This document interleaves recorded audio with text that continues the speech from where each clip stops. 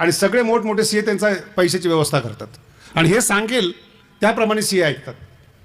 पुढचं जरा दृष्टांत वाईट आहे तरी पण सांगतो तुम्हाला. जेवढे निवडून आलेले आहेत ना ते कसे आहेत मी सांगायला पाहिजे, पण त्यांचे पीए शिकलेले आहेत. कुठं काय करायचं, कोणता नियम राबवायचा त्यांचे शिकलेले. म्हणजे जेवढे अधिकारी आहेत ते IAS आहेत आणि त्याला चालवणारे जे आहेत ते शिकलेलेच नाहीत. भगवंत ऐसे जागवितो मना सरिसे जना सहित अवघे निरसुनी काम घ्यावे नाम विठोबाचे तुगा म्हणे देवावीण केला सीन तो मिथ्या ऐसे जागवितो मना सरिसे जना सहित विठ्ठल विठ्ठल.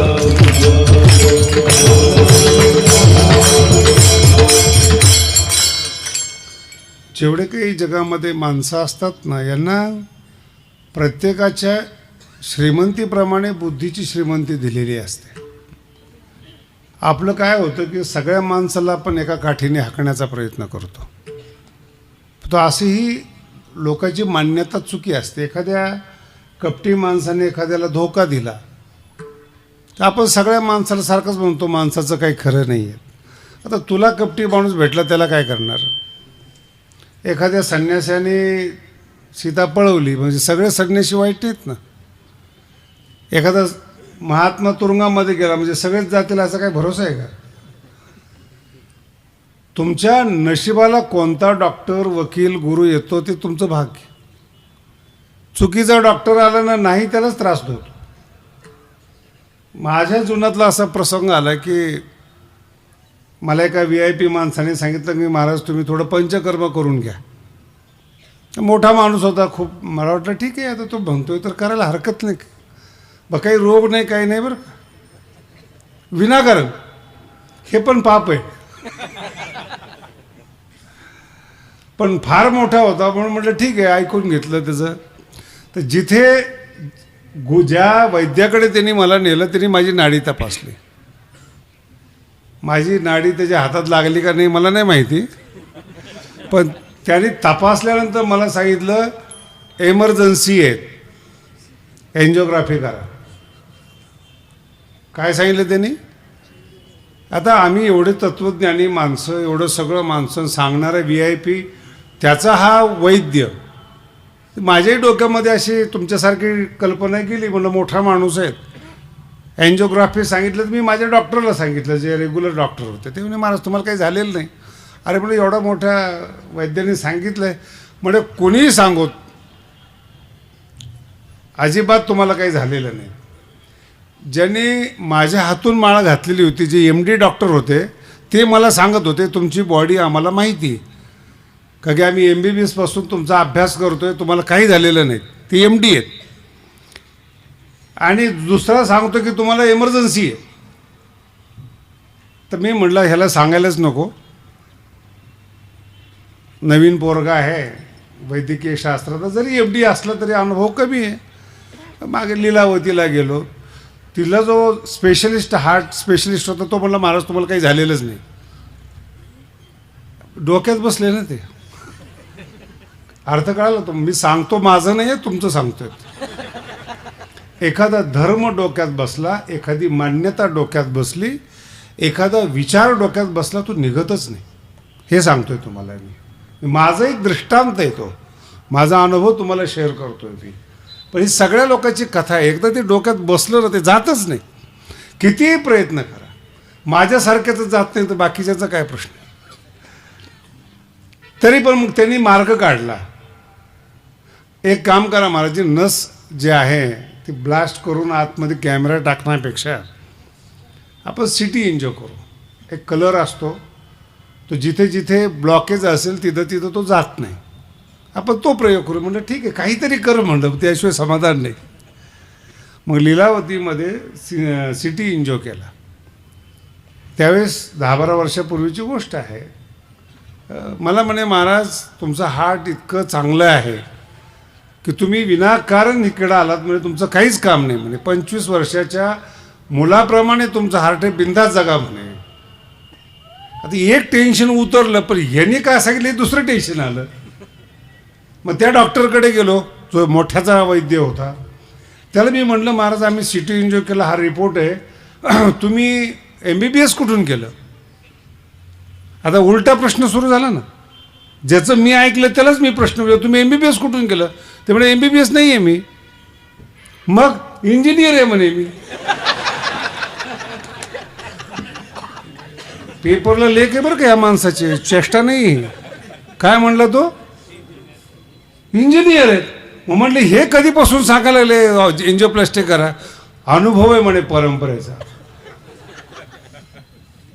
नाही, हे घडलेलं आहे भारतामध्ये. मी आता सगळं डिटेल सांगितलं विनाकारण त्याचा अपमान नको व्हायला. मी भोगलेलं सांगितलं तुम्हाला.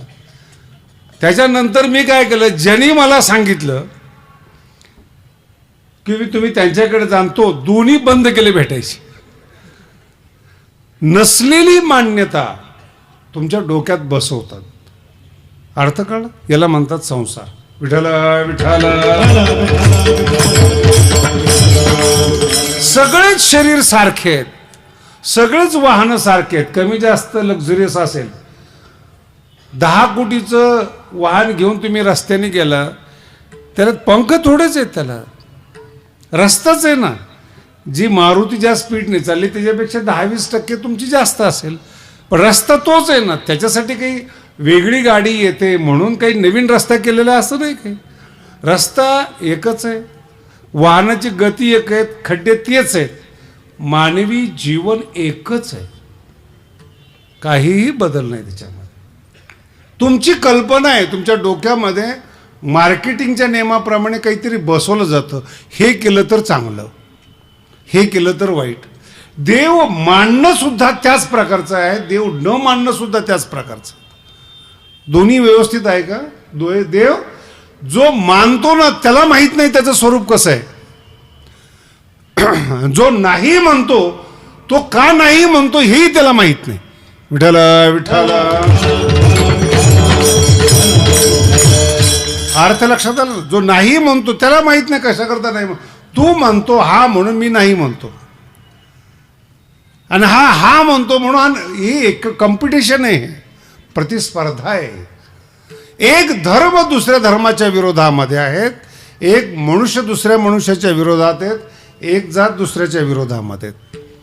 बरं, सगळ्याचेच धर्म चांगले आहेत, मिळालं कुणाला काही असं कळलं का तुम्हाला की अमका धर्म खूप चांगला आहे मग त्याला काहीतरी वेगळं ट्रीटमेंट मिळते या जगामध्ये? असं काही आहे का? ख्रिश्चन असेल, हिंदू असेल, मुस्लिम असेल, संघटना आहे, माणसाचं संरक्षण मिळतं त्याला. मानवी जीवनात ईश्वराने जे निर्माण केलेलं आहे त्याच्या सुविधेमध्ये काही बदल नाही. शिर्डीचा जसा रस्ता आहे सगळ्याला सारखा आहे, तसं जन्म आणि मरणाचा रस्ता सगळ्याला सारखा आहे. वयात येणार, वयातून जाणार, ठरलेले आहेत. 1,00,000 कोटी असो ना तर 1,000 कोटी असो, काही उपयोग नाही त्याचा. आयुष्याचा कोणताही क्षण आणि आरोग्य कोणालाही विकत घेता येत नाही. 1 मिनिट वाढवता येत नाही. वाढवणारा जो डॉक्टर आहे त्याचं वाढत नाही. बाकीच्याचं काय घेऊन बसला तुम्ही? काय सामान्य लोक आहेत. विठ्ठल विठ्ठल.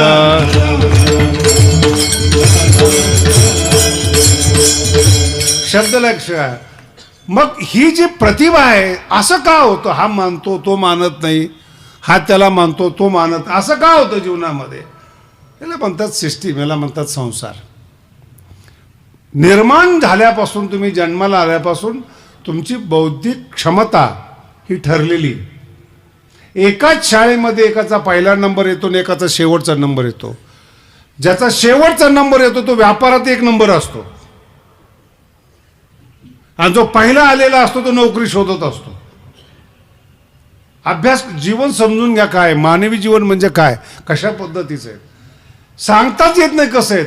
अत्यंत मूर्ख लोक ज्यांना काही वाचताच येत नाही मराठी देखील, ते करोडपती आहेत. आणि सगळे मोठमोठे सीए त्यांचा पैशाची व्यवस्था करतात, आणि हे सांगेल त्याप्रमाणे सीए ऐकतात. पुढचं जरा दृष्टांत वाईट आहे तरी पण सांगतो तुम्हाला. जेवढे निवडून आलेले आहेत ना ते कसे आहेत मी सांगायला पाहिजे, पण त्यांचे PA शिकलेले आहेत. कुठं काय करायचं, कोणता नियम राबवायचा त्यांचे शिकलेले. म्हणजे जेवढे अधिकारी आहेत ते IAS आहेत, आणि त्याला चालवणारे जे आहेत ते शिकलेलेच नाहीत. यालाच भारत म्हणतात. वेगळं सांगायचं आहे मला. जो गुरु अजिबात प्रवचन कीर्तन करत नाही तो सगळ्यात श्रेष्ठ. आणि जे कीर्तनामध्ये ज्ञान सांगतात त्याच्या 10 चुका काढणार. माझ्या बाबतीमध्ये असं झालं. एकाची बायको मला मांडणारी होती आणि एकाचा जो तिचा नवरा होता तो दुसऱ्याला मांडणारा होता. त्या दोघात माझ्यामुळं भांडणं. तुम्ही शास्त्रीचं आहे का? तो म्हणलं माझ्या गुरुचं आहे का? मग दोघंही माझ्याकडे आले. मला म्हणे शास्त्रीजी यांना काही समजून सांगा. म्हटलं दोघालाही समजून सांगत नाही, तुम्ही सांगा काय समजलं नाही ते. ते म्हणे आमचे गुरु प्रवचन करत नाहीत पण श्रेष्ठ आहेत, आत्मज्ञानी आहेत. म्हटलं ठीक आहे.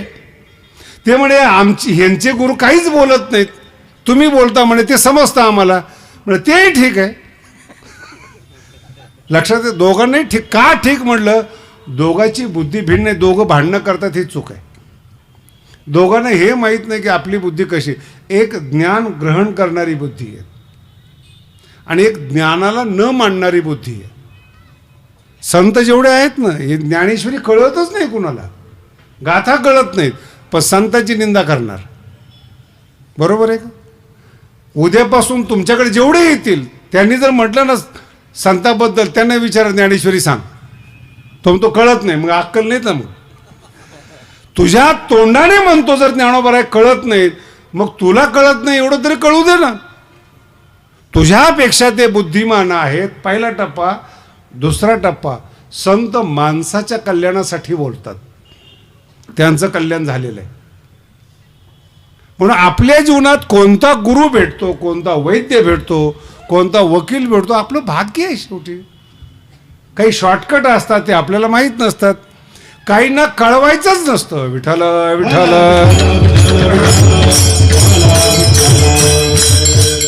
अजून सांगतो तुम्हाला राजकारणातला पॉईंट. एखाद्या माणसाने रस्ता विचारला, विचारण्याला शॉर्टकट माहिती, जवळचा रस्ता माहिती, पण त्याला जर समोरचा माणूस आवडत नसेल तर त्याला वेगळ्या पद्धतीने गोड बोलून सांगतो, असं जायचं आणि मग असं यायचं. आज रस्ता जवळू नये सांगताना असं सांगतात. का सांग? त्याला विचारलं मी, असं का सांगतो तू? वही रे महाराज, यालाच राजकारण म्हणतात. चांगलं सांगायचं नाही.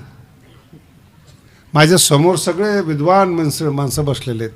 विद्वान शब्दाचा अर्थ संसारातले अनुभवी. का जेवढे बसले तेवढे सगळे बाप झालेले दिसतात मला. अनुभवी माणसं आहेत. मला सांगा तुम्ही ज्यांचं ऐकता ते खरंच खरं बोलतात का? बोला ना. तरी संबंध ठेवलेले आहेत तुम्ही. तुम्हाला माहिती आहे की आपला नातेवाईक खराब आहेत, आपला मित्र खराब आहेत, तो लबाड आहे, तरी देखील मित्रता टिकवता तुम्ही. याचं कारण आहे तुम्हाला असत्य मान्य आहे, खोटं मान्य आहे. आणि जर तुम्ही असत्य मान्य केलं, तुमच्यासाठी न देव आहे न संत आहे. खोटं स्वीकारलं तुम्ही, असत्य स्वीकारलं, तुम्हाला इलाजच नाही काही. ज्यांनी ठरवलं, आता एक डॉक्टर आहेत, त्याला ऑपरेशन सांगितलं आहे हार्टचं, खरंच सांगितलं बरं का, तो स्वतः डॉक्टर आहे. तो म्हणला मला करायचंच नाही. का? मला जोपर्यंत नशीब असेल तोपर्यंत जगायचं. याला म्हणतात सत्य स्वीकारलं. तो जगण्याचा प्रयत्नच करत नाही, सत्य स्वीकारलं. आणि या जगातली सगळ्यात मोठी गोष्ट अशी आहे, सत्य सांगणारे भेटत नाहीत, सत्य ऐकणारे भेटत नाहीत. ही वेदातली मोठी समस्या आहे. विठ्ठल विठ्ठल.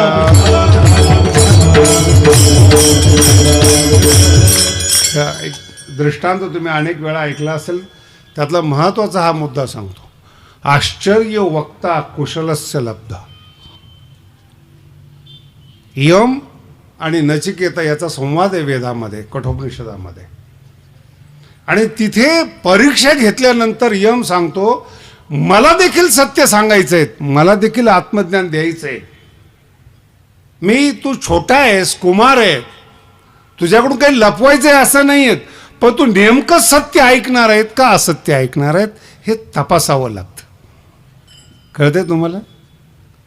सत्य ऐकणार आहे का असत्य तपासावं लागतं. तुम्ही मार्केटमध्ये जा, काही काही लोक फार हुशार आहेत, संध्याकाळी भाजी विकत घ्यायला जातात. कळलं तुम्हाला? नाही फलकट तो त्याच्यासाठी सांगतो तुम्हाला मी. कधी जातात ते? संध्याकाळी, जेव्हा कचरा शिल्लक राहिलेला असतो, सार निघून गेलेला असतं, मग विकत घ्यायला. मग त्याला विचारा का गेला असतो? ते स्वस्त असतो, त्याची मान्यता आहे. कचरा असेल निवडून घेऊ, पण स्वस्त आहे, त्याला पैसे खर्च करायचे नाही. काही माणसं हुशार आहेत, अरे जगण्यासाठी कमवतो. सुरुवातीला 4ला भाजीपाला विकत घ्यायला जातात शेतकऱ्याकडून, ताजा ताजा आणि चांगला आणतात. हे पण आहेत, शेतकरी पण स्वस्त देतो, ह्याला कधी कळायचं? शेतकरी स्वस्त देतो, संध्याकाळी पण स्वस्त मिळतो, मध्ये महाग असतो, त्याला मध्यम वर्ग म्हणतात. मूर्ख माणसं सुखी आहेत, टेन्शनच नाही जग कसं उत्पन्न झालं.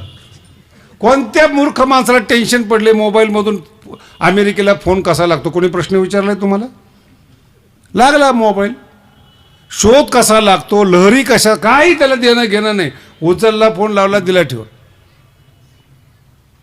दुसरे ज्ञानी माणसं ते टेन्शनमध्ये आहेत. मध्यम वर्ग कसा लागला शोध, मग त्यांना UPSCला प्रश्न विचारतात, कुणी लावला, कसा झाला, काय, त्याचे प्रश्न वेगळे. ज्ञानी माणसं काय म्हणतात? आहे त्याचा शोध आहे. शोध शब्द आहे, काय शब्द आहे? आहे त्याचा. आम्ही सुद्धा तेच म्हणतो, जो आत्मा आहे त्याचं ज्ञान आहे त्याचा. तुम्ही जिवंत आहात हेच देव असण्याचं प्रमाण आहे. विठ्ठला विठ्ठला.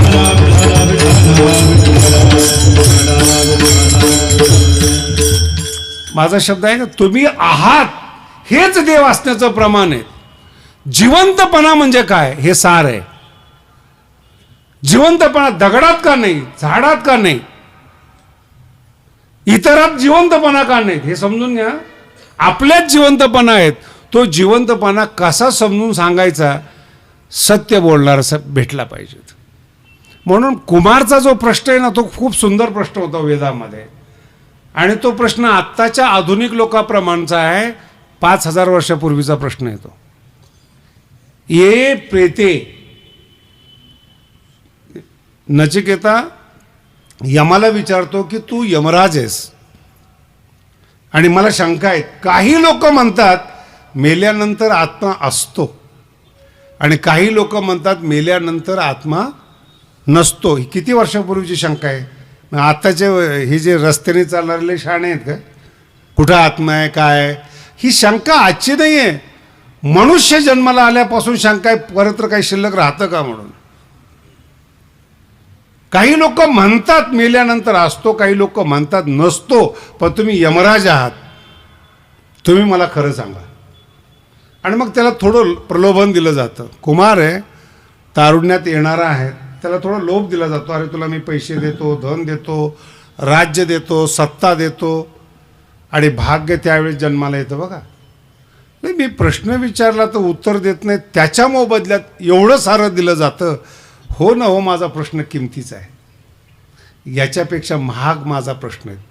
चुकून जरी विचारला तरी तो अनमोल आहे. सगळं सोडून दिलं आणि सांगितलं मला माझ्या प्रश्नाचं उत्तर पाहिजे. आणि तिथे हा प्रश्न आहे. थोडंसं नचिकेता बोलतो, अरे तू जे देतोस ना मला, तवैव वाहस्तव नृत्य गीते, असा शब्द आहे. तुझी तुला लखलाप, मराठीत त्याचा अनुवाद आहे. संस्कृतमध्ये शब्द आहे पण मराठीत त्याचा अनुवाद तवैव वाहस्तव नृत्य. तू जे जे मला देतो ना, तुझी तुला लखलाप, मला नको आहे.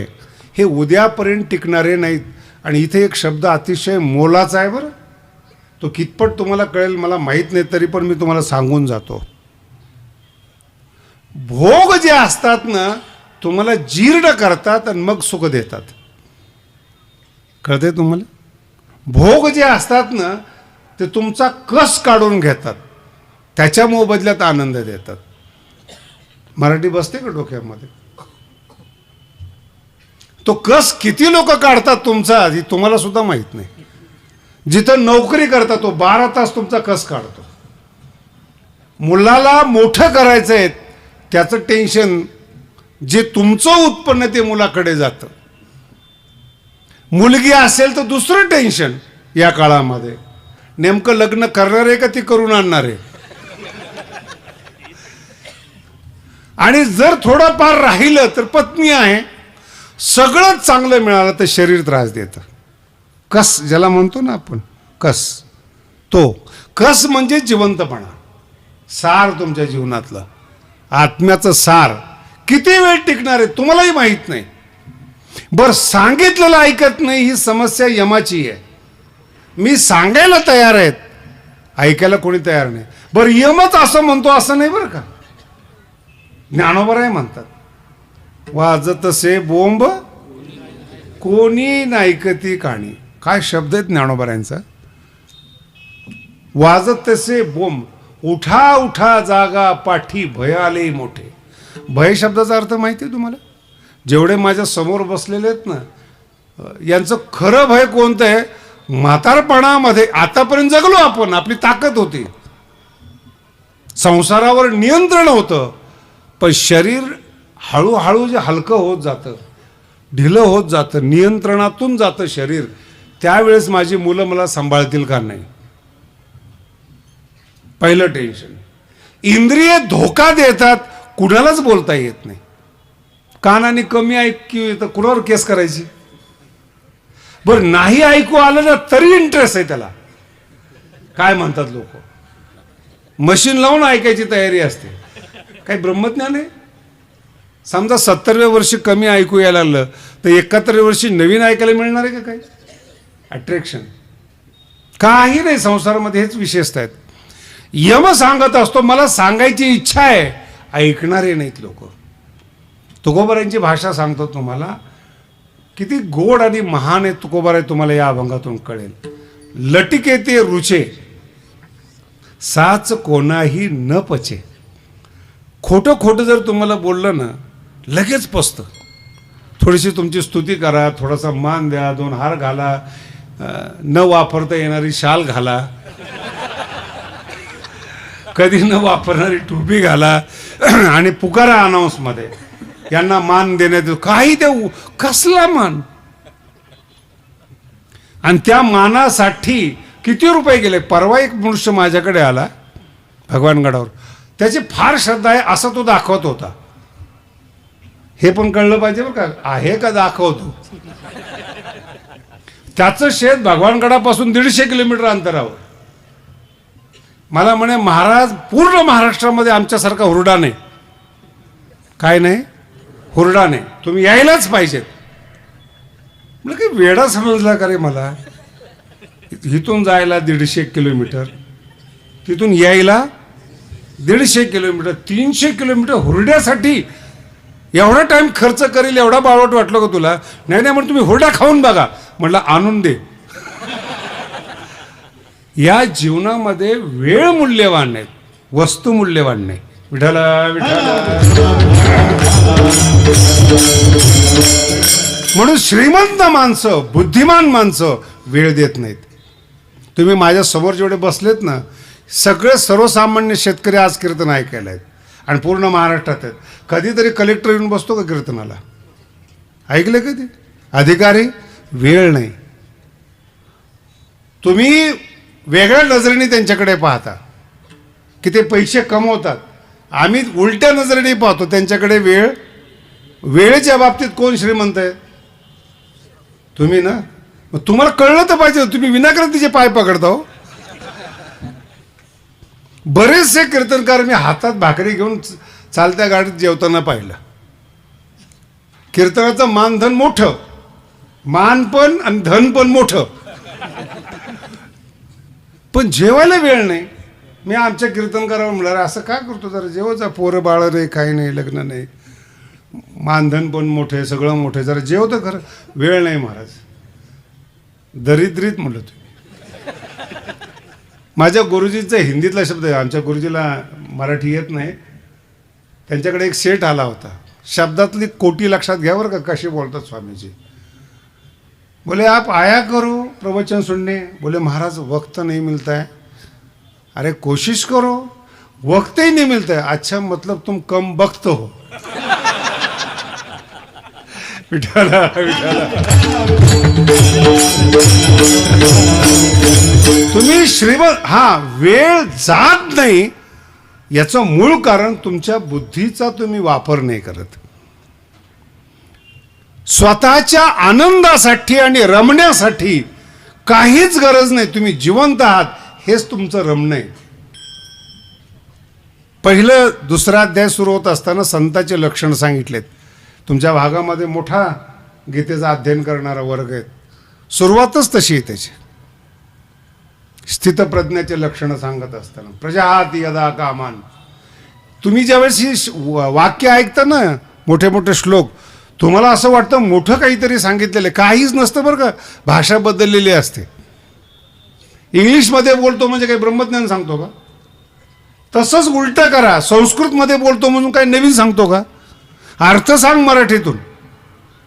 तसं संस्कृतमधले श्लोक आहेत, पण अर्थ सांगितलं तुम्हाला खूप वेगळं वाटेल. प्रजाहाती यदा कामान सर्वान पार्थ मनोगतान. ज्याने संसाराच्या अपेक्षा सोडलेल्या आहेत, एकदम साधा अर्थ आहेत. सर्वान कामान, इच्छा, संसाराविषयीच्या इच्छा सोडलेल्या आहेत आणि स्वतःच्या स्वतःमध्ये रमतो. आत्मनी एव आत्मना. काय शब्द आहे बघा. आत्मनी एव आत्मा. स्वतःच्या स्वतःमध्ये रमतो. यालाच भंडारा डोंगरावर तुकोबराय म्हणतात. कोण होतं तिथे? एकटेच. एकटे होते म्हणून गाथा निर्माण झाला. स्वतःमध्ये रमले, स्वतःला किंमत दिली. मराठी नीट ऐका. स्वतःच्या वेळेला किंमत दिली, स्वतःची वेळ सांभाळली, स्वतःला महान केलं त्यांनी. विठ्ठल विठ्ठल.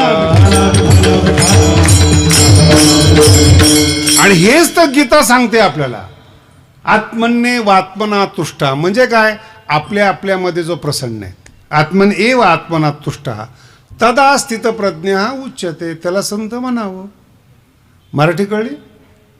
जो स्वतःच्या स्वतःमध्ये रममान आहे तो संत आहेत. एवढी व्याख्या इथून जाताना घेऊन जा सिन्नरवरून.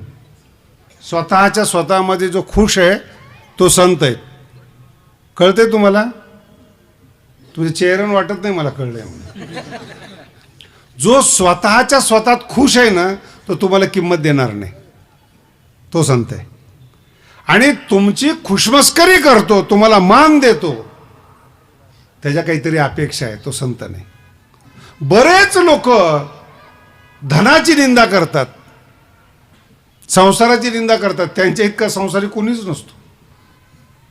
संसार तुच्छ आहे म्हणून सांगतात आणि सगळ्यात जास्त पैसे त्यांच्याकडे आहेत. दुसऱ्याकरता सगळा धर्म आहेत. विठ्ठल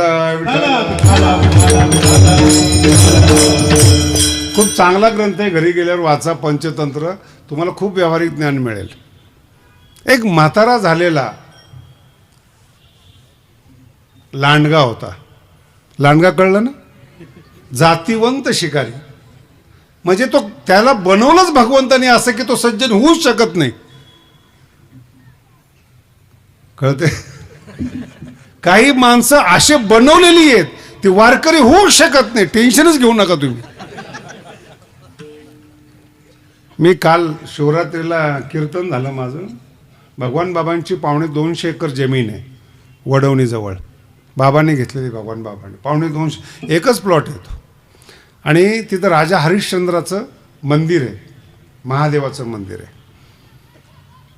बीड जिल्ह्यामध्ये, वडवणी तालुक्यामध्ये. आणि लोक तिथे एक हा प्रसंग सांगितला की काय असतं, असत्य ज्याला बोलता येतं त्यांनीच राजकारणात जावं.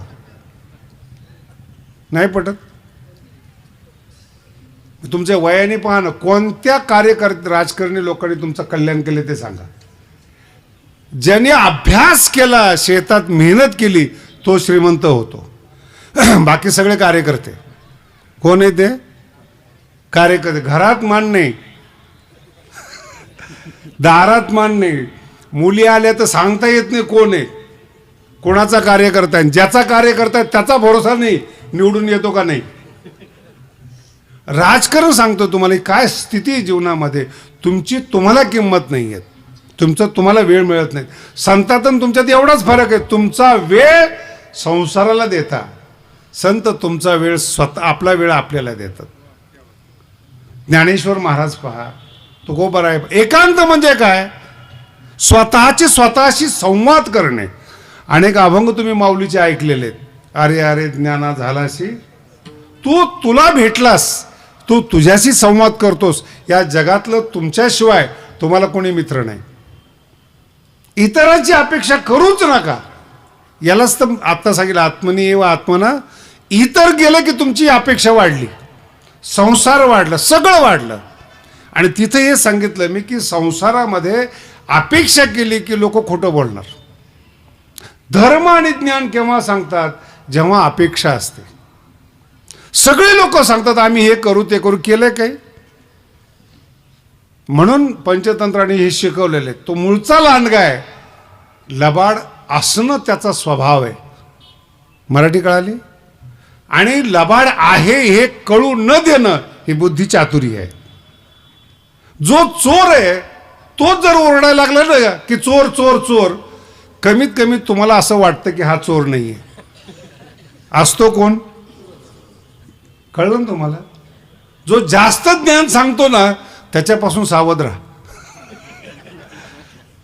तुलाच उपयोगाला आलेलं नाही, आमच्या काय उपयोगाला येणार आहे? विठाला विठाला.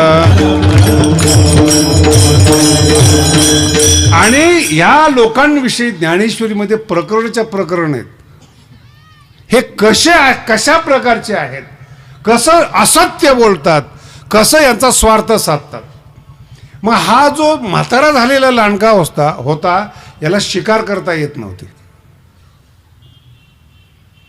पण उपाश, भूक लागलेली, आणि मग त्यांनी एका पायावर उभं राहून हात जोडून उभं प्रार्थना करायला लागला सूर्याला. तर जे तुमच्यासारखे असतात ना असे गरीब, बदल झाला, स्वभाव बदलला असं वाटतं लोकाला, बऱ्याचशा लोकांना. काही काही राजकारणी लोक माळात पण घालतात, काही प्रवचन पण करतात. नाही कळालं? कधी कधी प्रवचन करणारे राजकारणी पण असतात. विठाला विठाला.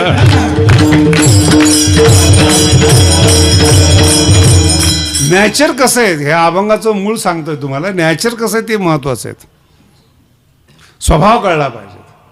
आणि मग 2-3 प्राणी त्याच्याजवळ आले, लांब उभे राहिले. मग त्यांनी उपदेश केला, अरे तुम्ही घाबरू नका, मला जीवनाचं सार कळालेलं आहे. आजपर्यंत मी तुमची शिकार करत होतो, पण आता मला विरक्ती झाली. मी सूर्याला प्रार्थना करतो, ईश्वराला प्रार्थना करतो, आणि मी उपास सुरू केलेला आहे. हे खतरनाक. मूळचा लांडगा आणि असा उपदेश गोड. हळूहळू जवळ येतात. पण ह्याच्या अंगात ताकदच नाही ना महाराज. आणि मग विश्वास संपादन करतो, इथं घात होतो. लांडगा नाही कळालं, विश्वास संपादन करतो. तुम्ही तुमच्या जीवनाचा अंतर्मुख होऊन प्रयत्न करा. तुमचा विश्वासघात झालेला आहे, तुम्ही मूर्ख आहात, विश्वास ठेवला. कळालं तुम्हाला? कुणी ठेवला तर सांगायला. विश्वासघात करणारा जेवढा दोषी आहे तेवढा ठेवणारे दोषी आहेत. हे मानवी जीवनातलं सत्य आहे. आणि हे साधू संत किती वर्षापासून सांगत आलेत तुम्हाला. ज्ञानोबरायापासून जोग महाराजापर्यंत सांगत आलेत, विश्वास नका ठेवू, क्षणभंगुर नाही. किती सांगायला पाहिजे तुम्हाला. सगळे अभंग पहा. संसारावर विश्वास ठेवता येत नाही, आणि ठेवला तुम्हाला ठराविक लेवलला तुम्हाला बोलतात. आणि मग जसं याच्या आटोक्यात आलं, याच्या लक्षात आलं की याने विश्वासात एकेकाला खायला सुरुवात केली. तत्वज्ञान सांगितलं जातं, तुम्हाला बर्बाद केलं जातं. आणि आपली समस्या अशी की आपल्याला हे कळत नाही की नेमकं चांगलं काय. मग काय केलं पाहिजे? जगद्गुरु तुकोबराय सांगतात पहिल्या चरणामध्ये.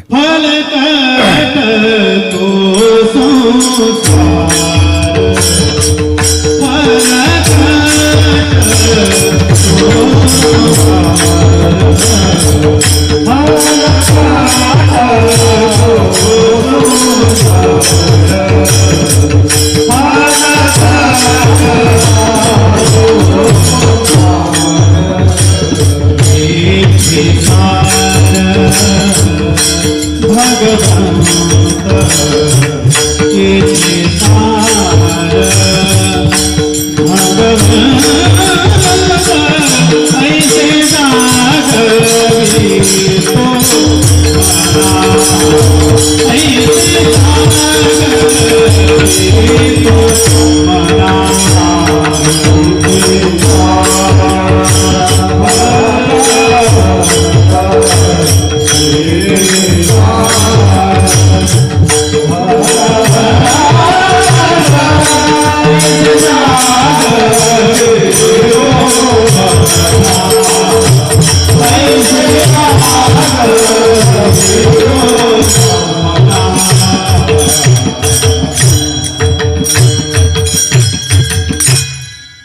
तुम्हाला असं वाटेल की मी फलकटतो संसार म्हणजे संसाराबद्दल बोलेल, हा अभंग असा नाही आहे बरं का. तुकोबाराय या अभंगातून स्वतःला जागे करतात असा अभंग आहे. म्हणून गोड येतो. संसार कसा आहे हा नंतरचा टप्पा आहे, नंतरचा विषय आहे. जेवढे म्हातारे माणसं आहेत ना, हे नको त्या टायमाला शहाणे होतात. कोणत्याही म्हाताऱ्या माणसाबरोबर बसा तुम्ही, ज्यांनी अजिबात कीर्तन ऐकलं नाही त्याच्याबरोबर बसा तुम्ही, तो जे ज्ञानोबराय तुकोबराय बोलतात तेच त्याच्या तोंडातून शब्द येतात. काय खरं नाही जगाचं. बोलतात म्हातारी माणसं, पण नको त्या टायमाला हो. तो जागा झाला, पण कामातून गेल्यावर जागा झाला. हे जगद्गुरु तुकोबराय या अभंगाचं वैशिष्ट्य सांगतात. अहो ज्ञान पण वेळेवर पाहिजे. खिसा कापल्यावर त्याला कळालं. मराठी कळाली का? कळालं म्हणजे काय? ज्ञान झालं. कधी? खिसा कापल्यावर कळालं. कळालं म्हणजे ज्ञान झालं. आपला खिसा कापला. काय फायदा? ह्या ज्ञान नपुंसक ज्ञान आहे महाराज. काही उपयोग. असे जे ज्ञान असतात ना, बर्बाद झाल्यानंतर जेव्हा तुम्हाला कळतं, हे सगळे ज्ञान नपुंसक आहेत. हे काही उपयोग नाही ज्ञानाचा. वेळेच्या आत कळलं ते ज्ञान महत्वाचं आहे. ज्या मुलाला कळालं तारुण्यामध्ये शाळेत असताना की हीच विद्या आपल्याला मोठी करणारी, त्याला ज्ञान म्हणतात. कॉलेज संपलं आणि मग कळालं. कॉलेजमध्ये अभ्यास केला असतं तर बरं झालं असतं. माझा मित्र कलेक्टर आहे, मला चपराशीची नोकरी मिळत नाही. नपुंसक ज्ञान आहे. वेळ निघून जाते आणि मग तुम्हाला कळतं, हा मूर्खपणा आहे. हे प्रारब्ध, यालाच पाप म्हणतात. विठ्ठल विठ्ठल. 2-4 दिवसापूर्वी माझा मित्र भेटला. 100-1 कोटीची प्रॉपर्टी, आश्रम आहे बरं का त्याचा. संन्याशाला मुलं नसतात, ते आमच्यासारख्याला शोधत असतात बरं का. द्यायची कुणाला प्रॉपर्टी? कुठेतरी ज्ञानी पाहिजे, आणि त्याला लवकर मिळाली न शिकता. आता ज्यावेळेस बघा, मराठी व्यवस्थित आहे का? पहिल्यांदा ज्यावेळेस तो महामंडलेश्वर झाला, आनंद झाला त्याला. 100 कोटीची आयती प्रॉपर्टी संन्याशी झाल्यानंतर मिळाली. नाही कळली मराठी? कधी? संन्याशी शब्दाचा अर्थ आहे संसार सोडला म्हणून संन्यासी झाला, आणि संसार सोडल्यानंतर मोठा संसार मिळाला. हे कळलंच नाही तुम्हाला. संन्यासी झाल्यानंतर 100 कोटी, संन्यासी ज्ञानासाठी झाला आणि मिळाली प्रॉपर्टी. आम्ही शिकत होतो त्यावेळेस, आणि तो महामंडलेश्वर झाला. आम्हाला पण पाया पडावं लागायचं. गादीला मान आहे ना. सिन्नरकरांचे फार आभार आहे बरं का. तुम्ही काही शास्त्रीचा सत्कार केलाय असं नाही, भगवानगडाच्या गादीची तुम्ही मिरवणूक काढली. कधीही या जगामध्ये व्यक्तीचा मान नसतो, मुख्यमंत्र्याच्या गादीचा मान आहे. तो तिथून बाजूला झाला ना, त्याची सिक्युरिटी गेली. सिक्युरिटी म्हणजे कळलं, सुरक्षा, सगळं गेलं. तो त्या पदाला. तसं भगवान बाबाची गादीला मान आहे. पहिल्यांदा सिन्नरमध्ये आलो मी, आणि सगळ्यांनी मान दिला. त्याबद्दल पुन्हा एकदा धन्यवाद देतो तुम्हाला. मला यायचं नव्हतं कीर्तनाला, कीर्तन फार कमी करतो, पण आमच्या नानाचा फार आग्रह. नाशिकतर्फे आम्ही त्यांना ट्रस्टी बनवले तुमच्यातर्फे, सगळ्या नाशिक जिल्ह्यात. आणि ते संप्रदायातले आहेत, वारकरी संप्रदायाचे मोठे आहेत. गेल्या 30 वर्षापासून माझा संबंध आहे. 30-35 वर्ष झाले असतील. त्यावेळेस आम्ही MA होतो, तेव्हापासून ते मला पकडून ठेवलेलं आहे त्यांनी, नानाने. नंतर म्हटलं एवढ्या दिवस पकडल्या तर भगवानकडे यांच्या हाती द्यायला पाहिजेत. मग ते नाशिकमध्ये कुठेही तारखा असला की मी त्यांना सांगतो, तुम्ही बघत